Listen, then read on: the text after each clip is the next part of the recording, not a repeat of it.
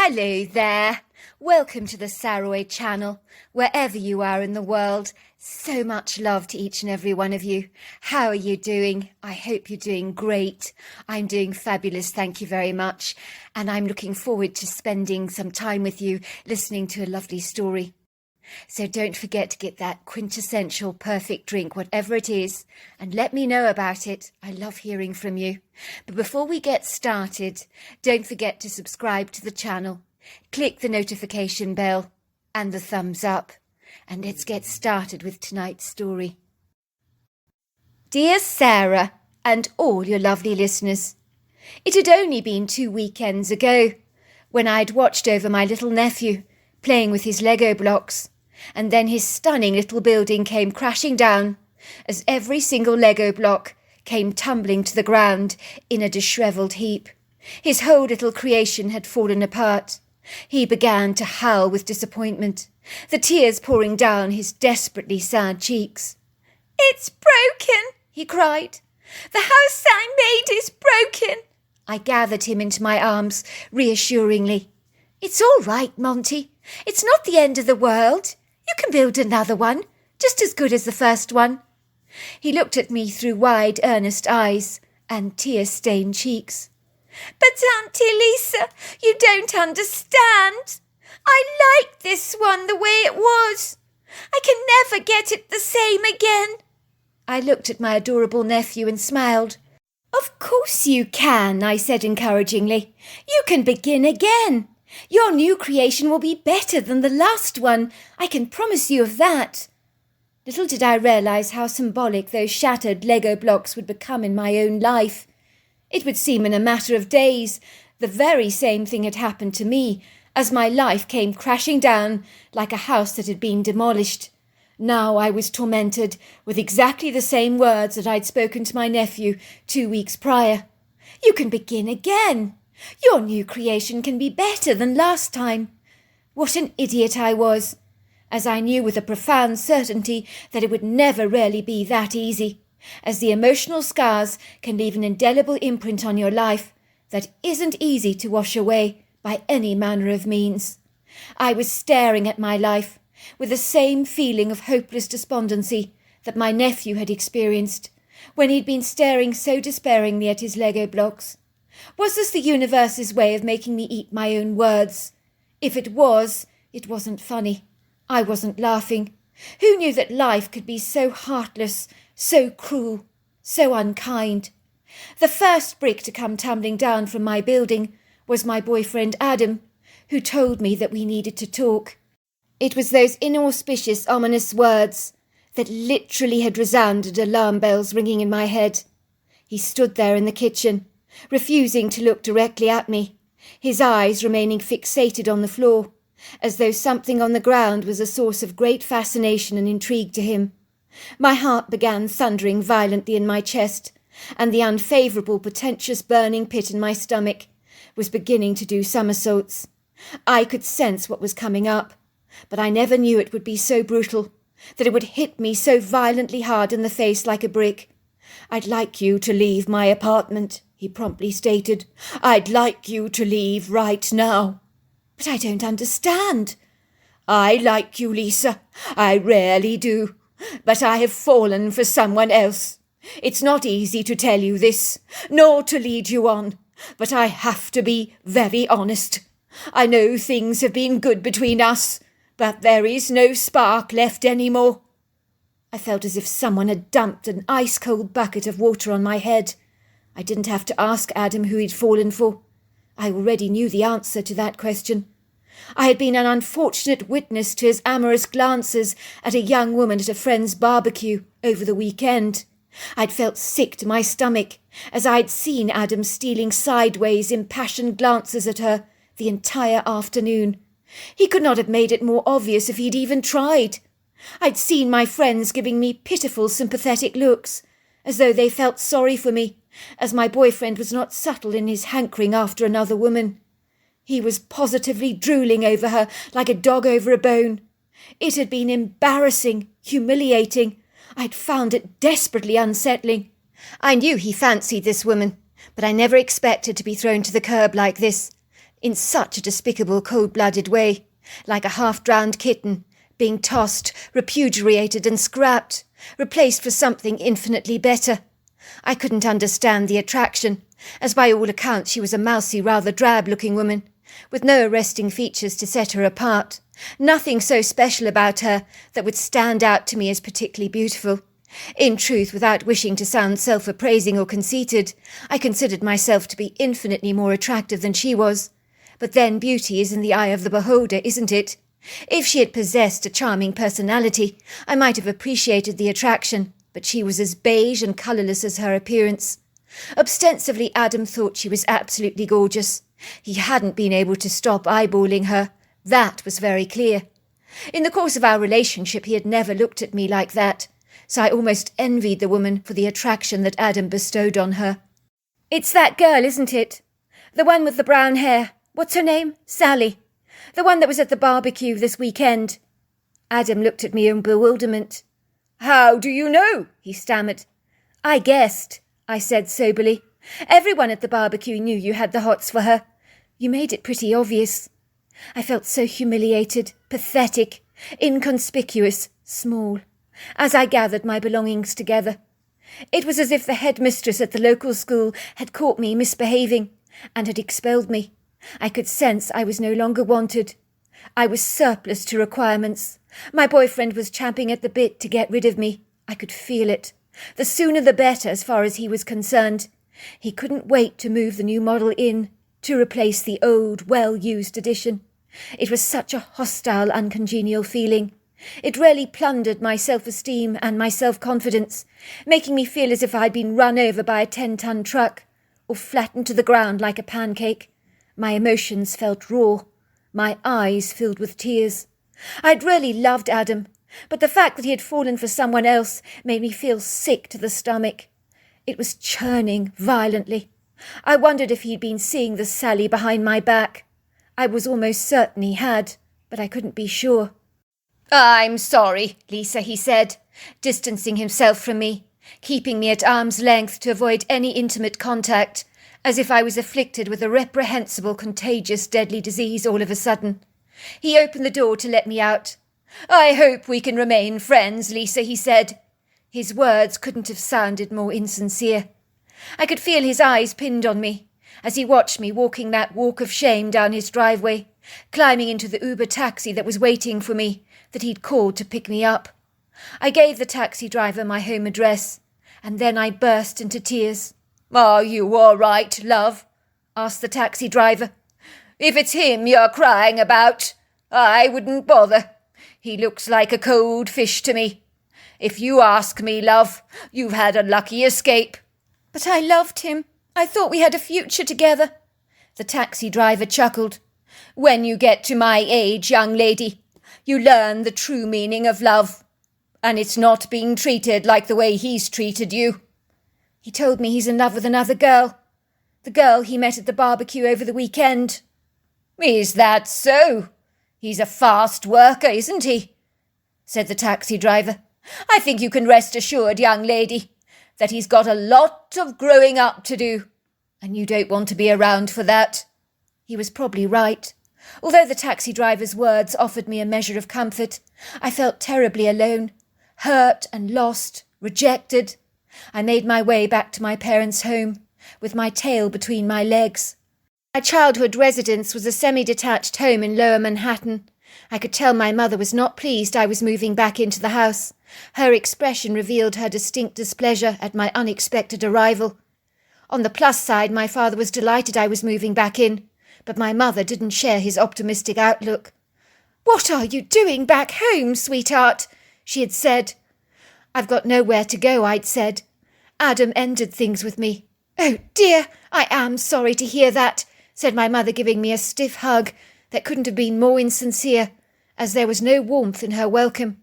I could sense she didn't want me back home.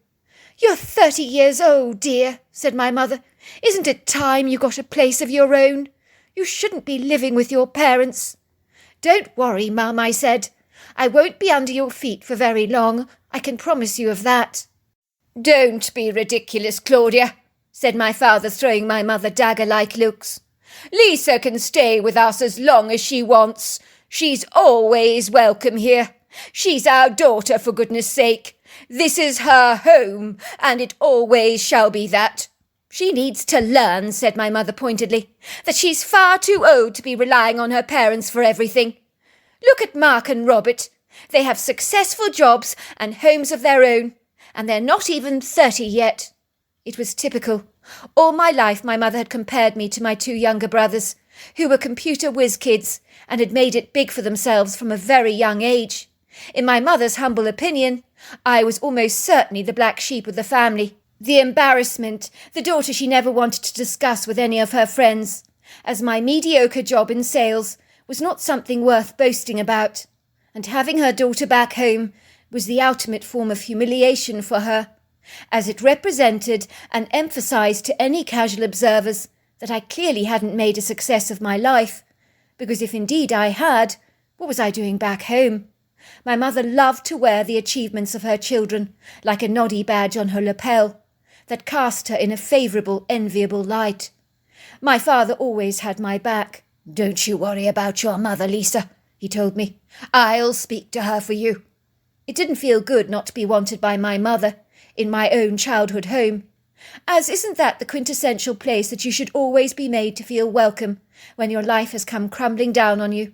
Shouldn't your parents be there to lift you up when you're down, offering you words of encouragement? Not my mother, of course. To all intensive purposes, I regret to have to say that things got considerably a whole lot worse, as the very next day when I went to work, like the Lego blocks, more of the bricks of my life came tumbling down. I was made redundant from my job, as half the sales team had been laid off. We were told it was nothing personal, but how could it not be? Of course it was.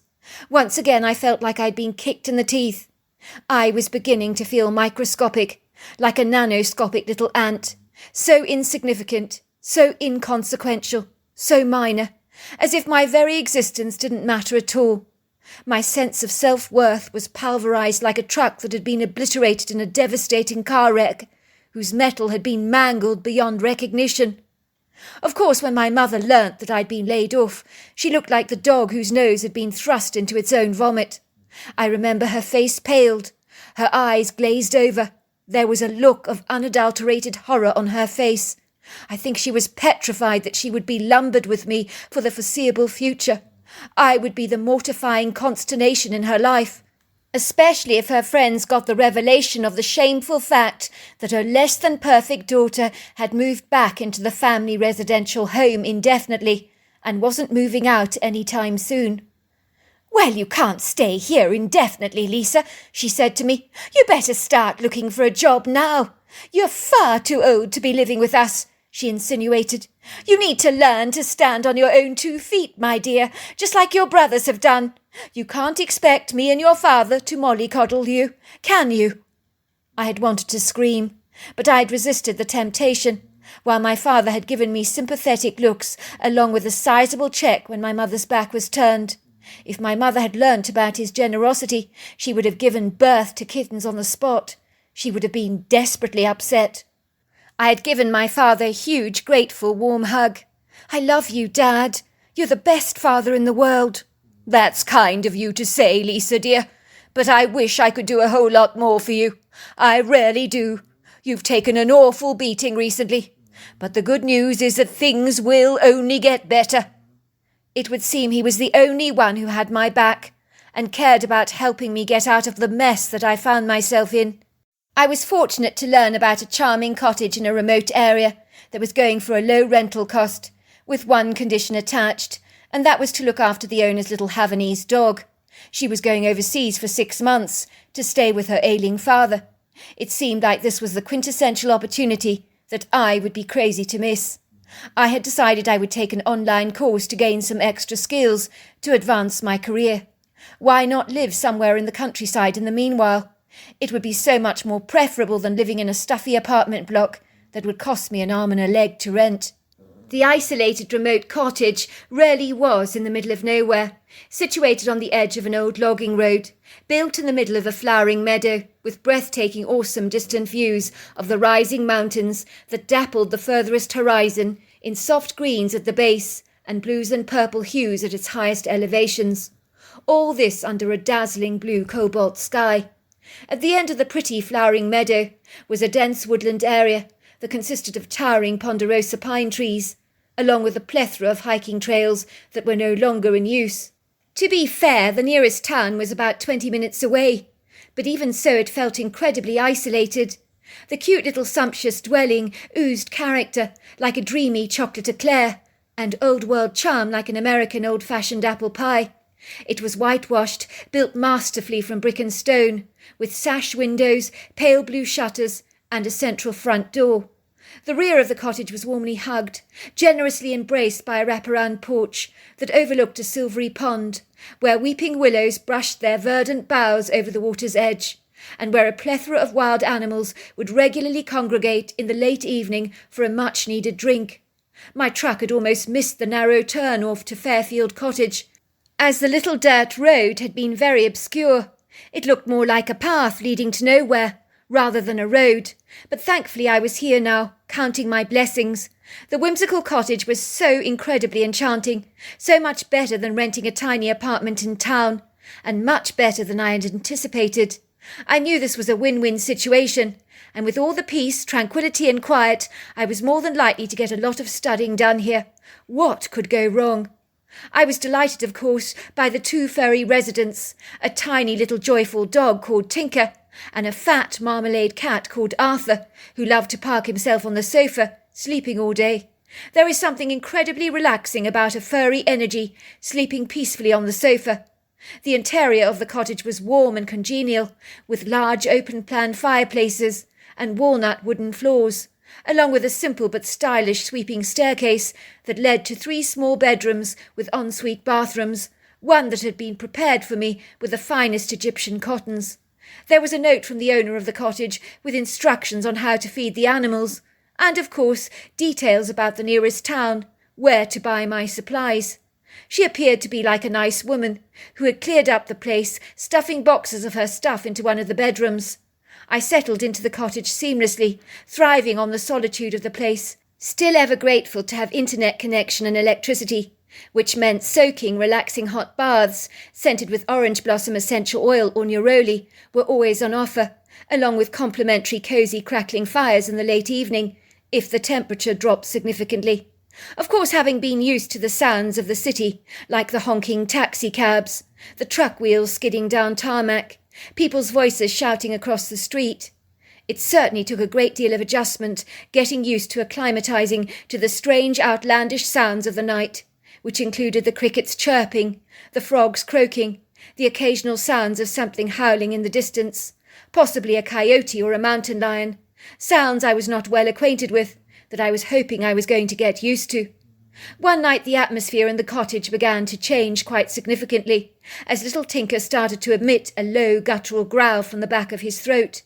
His beady brown eyes pinned on a window where I had drawn the curtain. He would sit up, his ears pinned forward. He would continue to growl, and then his growling faded. His body would begin to physically slacken and relax.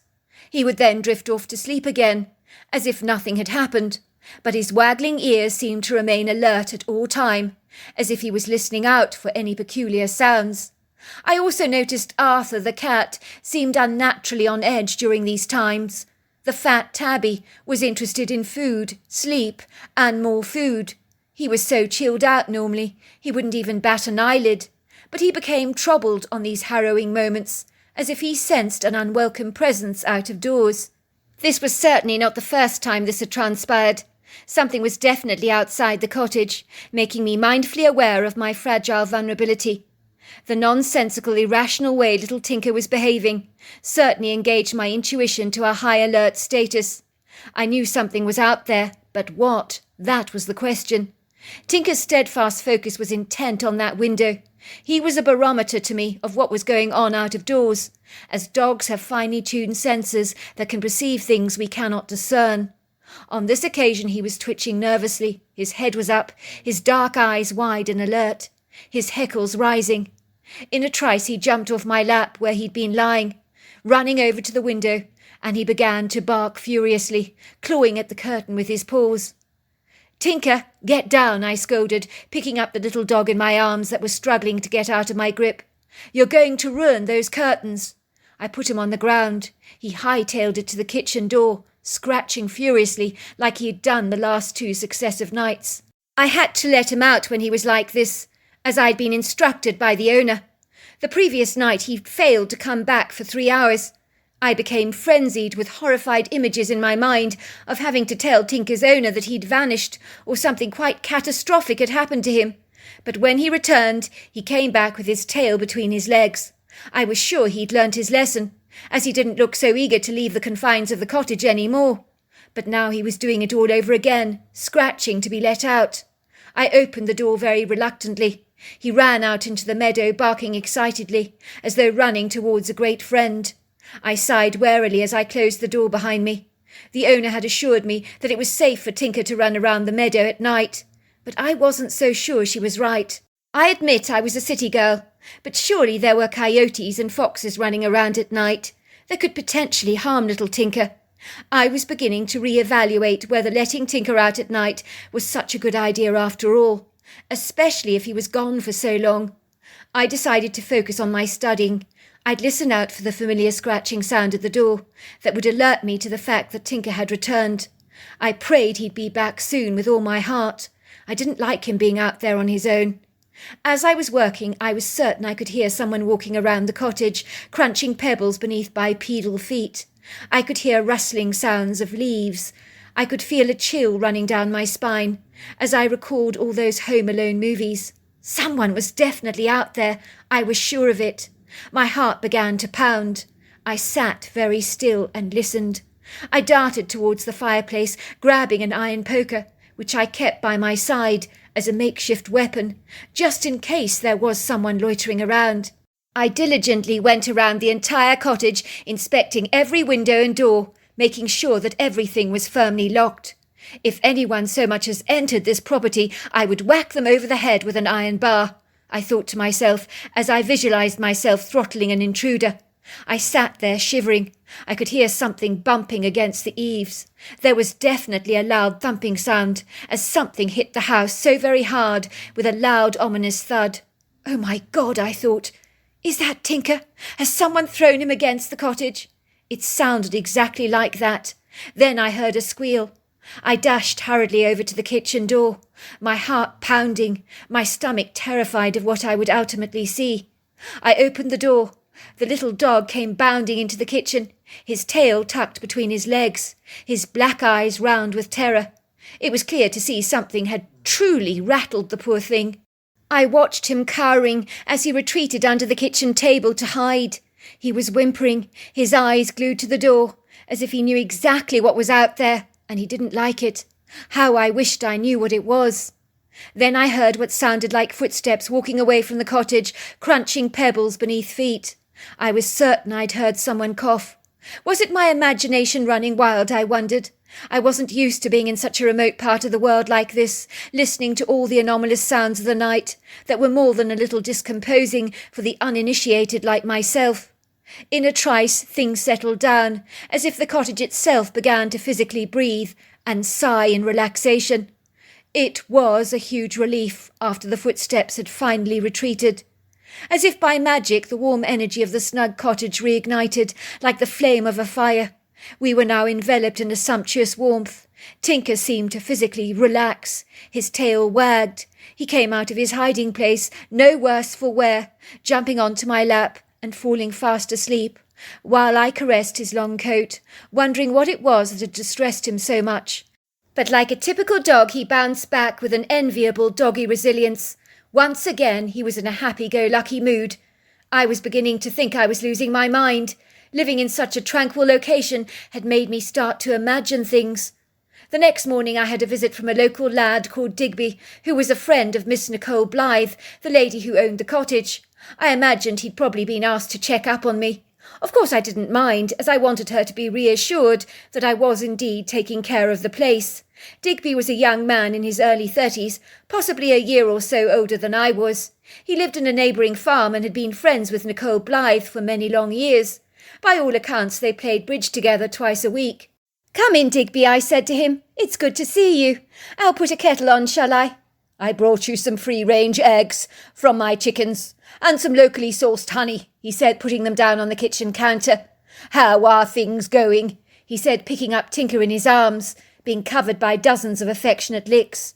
"You don't mind him licking you like a popsicle?" "No, not at all. I love animals. So how are things going around here?" "It's been going well, but I'm not going to kid. Sometimes at night I'm on tender hooks. For several nights at the same time, Tinker has become very alert, has growled and barked incessantly, as if something is out there. I got quite scared at one point last night. I could swear I heard someone walking around the cottage." "Are you sure it wasn't an animal?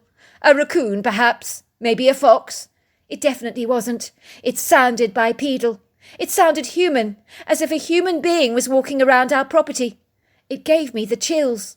Digby frowned. "That's not good news. I don't like the sound of that. You being a woman on your own and stuff like that." "I keep thinking it must be my imagination. You see, I'm used to New York, the bustling, busy city, the honking taxicabs. But out here in Northern Carolina, it's different ballgame altogether, isn't it?" "I imagine it is. But if you say you heard a man's footsteps, I don't think you would imagine that. They're very distinctive."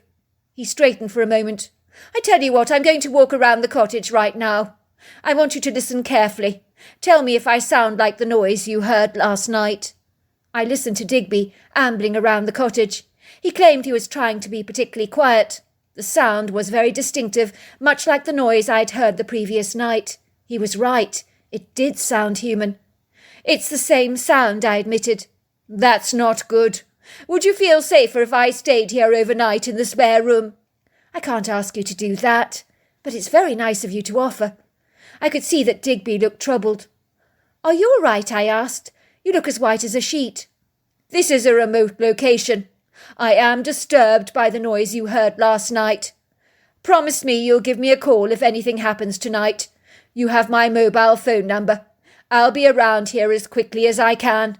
"That's very kind of you," I said, feeling heartily relieved and very assured that there was someone not too far away from me that I could call if something untoward were to happen. The following night, the banging around the eaves of the cottage began all over again, as if on cue. Then I heard the feet crunching pebbles, leaves rustling, twigs breaking, something or someone kicking stones. Tinker began to growl. Then he started to bark furiously, while Arthur began to twitch nervously. Something was definitely out there again. Then I heard the banging of my front door. I nearly had a heart attack, jumped out of my skin. Whatever was out there wanted to come in now, and they weren't being subtle about it either. "Lisa, are you in there?" came a familiar voice. It was Digby. I was so relieved. I ran to open the door to him. So happy to hear a familiar voice. "Oh, I'm glad it's you. What are you doing here?" "I couldn't get any sleep tonight. I was lying in bed worrying about what you told me earlier on in the day. It got me very concerned about your welfare. I just thought I had to come over to check up on you." "Were you walking around the cottage before you knocked on the door? I distinctly heard bipedal footsteps." "No, I've only just arrived now. Didn't you hear my truck?" "No, but I definitely heard footsteps walking around the cottage only moments ago." "Wait there, Lisa. I'm going to examine the immediate premises, to see if there are any signs of life, to see if I can spot or see anything."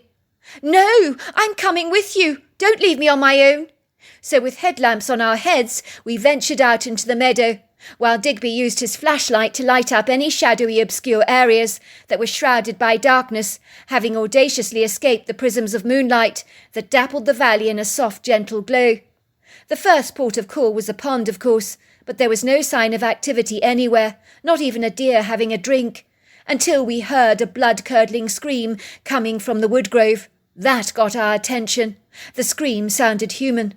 What the hell was that? Digby and I looked at each other in alarm. Someone's in trouble. We ran towards the woodgrove, uncertain of what we would find, driven by our incessant need to help this person who was clearly in perilous trouble. It sounded like they were being murdered, or as if their life was in danger, maliciously being expunged from them. It was instinctive to help this individual. In that moment, neither Digby or myself considered our own safety. I'd never been in the woodgrove before during the day, let alone at night. I was unfamiliar with the area. I had been intending to explore it, but my studies had been piling up, especially after a few harrowing nights when my focus had been directed towards the noises outside my door. It was a dark, tenebrous night, with a scattering of silvery stars and a bright crescent moon. I wish I knew how to put it into words, but it felt as if something was seriously off. The trees themselves clustered together, tall and proud in bushy groups, looking like armed bandits conspiring against us in haughty whispers. Their tall, dense silhouettes seemed dark and menacing, and every time their needled boughs swayed in the twilight, it looked ominously like something shadowy was moving by stealth through the trees. On this evening I'd become like little Tinker, who was not happy to be confined to the cottage. My senses were heightened. I felt as if I was alert to every single sound in the woodgrove. Digby and I cautiously made our way through the trees. Then we heard the screams again. The sound was getting very close. "Do it, bro!" I heard a commanding voice saying, "Go on, you know you can. I'm losing my patience with you." Then the screaming started all over again. Amidst the screams I heard an audible cry for help. "Help me! Someone! Is somebody out there? Can someone help me?" We moved closer, taking cover behind a tree, watching a haunting scene unfold before our eyes, as if we were observing a sinister movie. There was one man tied to a tree with a rope around his middle, and two redneck brothers, one whom was clearly unhinged, based on the conversation we heard. It appeared he wanted his brother to put a bullet into the head of the man he had abducted, and all this over a woman that his brother was attracted to. It appeared that the man being tied up was the young woman's boyfriend. "Do it, bro!" came the commanding voice. "I don't want to. I can't. It's not right. It's morally wrong. Oh, don't be ridiculous, Harper. Let's not go through this all over again and go around in circles. This is the 4th night in a row. I thought you would have grown a backbone by now, but no, you haven't. Don't be such a pussy. You know you can pull the trigger. Isn't that what you want? Then you can have Seneca all to yourself. You can't say I don't do anything for you, bro. You can't say I'm not looking out for your best interests." "I can't do it," came the trembling voice. "I'm not a killer, bro. I can't do it. If Seneca doesn't want me, that's her call. That's fine by me. I accept that. But please, I beg you, let this man go." "I don't understand you, bro. Look what I do for you. You said to me a week ago that you would do anything to go out with Seneca, that you wished you could get rid of the boyfriend who was dating her." "I know I said it, but I didn't mean it literally, bro. I was speaking hypothetically. I was saying I fancied Seneca, that I wished she would notice me, that's all, that I wish she didn't have a boyfriend. And she will notice you when you get rid of her boyfriend, when you get him out of the way, bro. Are you going to sit back, looking a gift horse in the mouth? Look what I've done for you. I've gone out of a limb, done you a huge favour. Not many big brothers like me, I can assure you. Now you're throwing it back in my face. For 4 nights I've had to lock you both up in that shed, because you haven't got the balls to put a bullet in his head. It's like you expect me to do all your dirty work for you. You've got to learn to take responsibility, bro. You can't expect your big brother to do everything for you. That's not how it works. I'm trying to teach you to take responsibility." "Please," came a desperate voice, "please let me go. I'll end my relationship with Seneca. Then your brother can date her. But please let me go. Please, please don't kill me." "What do you take me for? I'm not stupid, mate. 1, I don't believe a word of what you say. 2, I don't think you're going to break up with Seneca for my brother's sake. And 3, I know you'll go tittle-tattling to the police, so I'm not going to set you free." "I won't. I promise you I won't." "Well, I've had quite enough. It looks like I'm going to have to finish you off myself, if my brother's not going to do it. I will have to put a bullet through your head. I'm going to have to teach you, bro, how to have a backbone, how things are done properly around here." I'll go to the police, bro, if you kill this man. It's not right. You can't do it. You're not right in the head, bro. You need psychiatric help. You really do. You've got problems. You know you haven't been taking your meds. That's why you're behaving all crazy. You know you need to take them, bro. How dare you, Clyde? How dare you talk to me like this? After all I've done for you. This is the thanks I get. What's that? He said suddenly. Listen. All of a sudden we heard a prodigious thundering sound that was so incredibly loud that the whole forest began to shake and wobble precariously, as if a huge charging elephant was rampaging through the woods, storming towards us. I could hear a tree falling down with an almighty crash, as well as branches breaking and snapping. It was the most terrifying sound that I felt as if everything around me was shuddering, like a large vibrating boat on a tempestuous sea. Then I realized that it was me that was wobbling so much, floundering unsteadily in a seesaw-like motion. It was as if everything sensed that something baleful, very foreboding, was moving towards us, and whatever it was, it appeared to be incandescent. I could feel the powerful energy, awesome, masterful presence before I even saw it. Believe me, you can feel it when something substantial is in your midst, even if you don't directly see it at first. I got goosebumps while my hair on my head stood up on end. This thing was monstrous, towering at about 10 foot tall, 4 feet wide across the chest area. It was covered in long flowing dark hair, giving off a very angry vibe that was threatening in every regard, as he began to defiantly pound his chest in a gesture of supreme dominance, unleashing an ear-piercing roar that was loud enough to shatter crystal. The large, mentally disturbed man began to scream, "It's a bloody Bigfoot! Oh, it's a Bigfoot!" Then he unhesitantly pulled back the trigger, not even stopping momentary to consider the repercussions of such a bold, injudicious act. But his actions were stifled and thwarted as the creature ran towards him, bouncing out of the way of the bullets with the agility and grace of a powerful cat. He thrust the revolver out of the man's hands with one powerful swipe. Then he picked it off the ground, throwing it into the undergrowth, where it landed with a thud, somewhere now hidden and submerged by the dense foliage. With overlong arms that were powerful, weighty, that boasted muscles so impressive that even a bodybuilder would be terribly intimidated by them, he grabbed the man, and in a trice plucked his head off his neck, as if it was a cherry from a tree that he was picking. I blinked my eyes twice. Did I really see that, I wondered? No, surely not. But there was no mistaking what I'd just witnessed. The head didn't even look real, but like a large mannequin, as the glazed marble-like eyes stared vacantly into space. It looked so surreal. You could have been forgiven for believing it was some macabre stage prop for a horror movie. The creature kicked the man's head away with his tree-trunk-sized legs like a baseball, and it went flying into the bushes.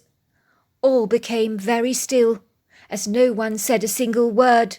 The two men stared at the Bigfoot, too gobsmacked to even react, frozen by fear that snaked around their bodies like a rapid deep freeze that was immobilizing, so much so that they couldn't move a muscle. I was so astonished and confounded, I could hardly believe what I was discerning, as fear began to course through my body like a charging steam train. I wondered whether the other two men were about to meet a similar deadly fate. I gulped the air like a desperate oxygen-starved goldfish, as I waited with bated breath to see the horrors that were about to unfold. I wanted to make my escape, look away even, but I couldn't. It was like I was locked in the suspense of a gripping movie that was so frightful that I should look away, but I just could not. Then what happened was extraordinary, as the Bigfoot's temper subsided, like the final bit of water running out of a plug hole. The creature physically relaxed. Its stiffened tight shoulders visibly slackened, while his puffed-up chest deflated like a beach ball. The former outraged, inflamed expression in the eyes died like the light on a flickering candle wick, and his clenched-up fingers released themselves from their fixed punch-like hold. The creature scratched his head, not as if he was satisfying an itch that needed his attention, but more as an afterthought, as if the creature was engaging in meditative thought and contemplation. Its deep-set dark eyes seemed to study the two men curiously. He then nodded cordially towards them, and then grunted. His demeanour appeared benevolent and non-threatening. The creature grunted one more time. Then he glided away into the woods, making a similar thunderous commotion as he moved away. But as he ambled through the underbrush, he looked incredibly graceful. So graceful, in fact, it looked as if he was floating. The two men gawked at each other in astonishment, as if they were trying to assimilate the gravity of what had just transpired. "What the hell?" they said, looking at each other in astonishment. "I thought the Bigfoot was going to kill us." Digby and I went darting towards the trees to help untie the man who'd been tied up to the tree, who was so relieved to be set free. To our amazement, the two men hugged each other in relief, as if they knew each other terribly well and were great friends. We all looked down at the deceased headless body. "I'm sorry about your brother," I said to the young man. "That was quite a grisly-looking death, but if it's any consolation, I think it was quick." "I'm not sad about my brother's death," he told us. "You try living with someone mentally ill when they start refusing their meds. It's like living with Freddy Krueger himself." We were to learn that his brother, whose name was Lewis, was taking antipsychotic medication. He had recently stopped taking his meds, falsely believing he was much better, which is often a problem with mentally ill and disturbed patients. He had been in and out of mental facilities all his life. He'd been recently given the all clear to live a normal life, providing he took his meds religiously. The trouble is, when he failed to take his medication, he became completely erratic and unstable. He'd locked both men in the yard shed at their home. He'd tied them up every night, driving them to the woods. He tried to get his brother Harper to shoot the man who was dating the woman he fancied. He falsely believed he was being a very agreeable big brother, helping his young brother to dispose of his competition. But he emphatically believed his brother was the one that needed to pull the trigger. Over the last few days, the two men had formed an unlikely friendship and become firm friends. But they both knew that unless help arrived very soon, they were more than likely going to end up with a bullet to the head. As Lewis was vacillating in his delusional, fluctuating moods, there was no telling what he might do from one minute to the next. He couldn't be reasoned with. He was very disturbed. "He's not right in the head," Harper, his brother, told us. "These psychotic episodes are getting out of hand. I hate to say it, but I'm relieved he's out of the way. Even my mother said recently he was better off dead. Not to be unkind, but because he's emotionally completely screwed up. He does crazy, nonsensical things when he's off his meds. He put my mother in the freezer box once. If my father hadn't opened up the freezer to get himself some ice cream, she would have frozen to death. He put her in the freezer because she was complaining she was hot. He thought he was doing her a favour. It's a warped way of thinking. I promise you, if that Bigfoot had not come along when he did, I reckon my brother would have killed us both. He is psychotic." We were also to learn that his neurotic brother had been checking out the cottage. The previous night, Tinker had arrived on the scene. His brother had kicked Tinker very, very hard with his boot, which might explain why the dog was in such a terrible state. As for the angry, belligerent Bigfoot, had he perceived that the man was unstable? Had he discerned what was actually going on? I can't be certain, but I believe that may well be the case. I reported the dead body to the police that I claimed to have encountered in the woods, but I never mentioned the Bigfoot had actually killed him. I didn't want to sound like a nutter. I gather they were mystified as to the cause of death, so it remained unexplained on the coroner's report. I am glad to inform you the rest of my stay at the cottage was uneventful, although Digby and I ended up falling in love, something neither of us had anticipated. We are now happily married. Furthermore, Adam, that boyfriend of mine, begged me to take him back, professing his undying love for me. It would seem his infatuation for that mousy girlfriend had been a terrible mistake. He literally moved her in the day after he kicked me out. His illusory fairy tale had come crashing down on him when he realised that the seemingly perfect girl was not so perfect after all. "I can't stand her," he told me. "She has a forked tongue on her. She spouts poison. I really miss you." I didn't forget how he'd unhesitantly thrown me out of his flat in such a humiliating, degrading way. I was not about to rekindle that old flame. I knew he would do it again to me further down the line, as he had a fickle personality. As for my relationship with my mother, it's improved these days significantly when she realised she had a grandchild on the way, which was something she could boast about to her friends, which meant her estimation of me had gone right up, especially when I married a successful farmer. So there you are. That's my story. Wow, what an incredible story. Until next time, goodbye and good night.